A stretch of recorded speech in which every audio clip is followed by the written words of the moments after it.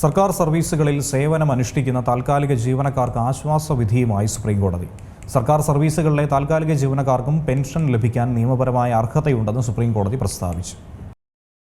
സർക്കാർ സർവീസുകളിൽ സേവനമനുഷ്ഠിക്കുന്ന താൽക്കാലിക ജീവനക്കാർക്കും ഇനി ആശ്വാസമാണ്. കാരണം ആശ്വാസമായ വിധിയാണ് സുപ്രീം കോടതി പുറപ്പെടുവിച്ചത്. സർക്കാർ സർവീസുകളിലെ താൽക്കാലിക ജീവനക്കാർക്കും പെൻഷൻ ലഭിക്കാൻ നിയമപരമായ അർഹതയുണ്ടെന്നാണ് സുപ്രീം കോടതി പ്രസ്താവിച്ചത്.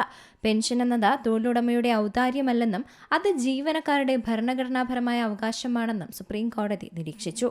ജസ്റ്റിസുമാരായ സഞ്ജയ് കരോൾ, AJ മസീഹ് എന്നിവരടങ്ങിയ ബെഞ്ചിന്റേതായിരുന്നു വിധി പ്രസ്താവം. ബീഹാറിൽ നിന്നുള്ള വിധവയായിട്ടുള്ള ഒരു സ്ത്രീ നൽകിയ ഹർജി പരിഗണിച്ചുകൊണ്ടാണ് കോടതി ഉത്തരവ് നൽകിയത്. പോസ്റ്റൽ ഡിപ്പാർട്ട്മെന്റിൽ 3 പതിറ്റാണ്ടോളം താൽക്കാലിക ജീവനക്കാരനായിരുന്ന തന്റെ ഭർത്താവിന്റെ സേവനം സ്ഥിരപ്പെടുത്തിയിട്ടില്ല എന്ന കാരണം ചൂണ്ടിക്കാട്ടി അധികൃതർ പെൻഷൻ നിഷേധിച്ചതിനെതിരെയാണ് അവർ കോടതിയെ സമീപിച്ചിരുന്നത്.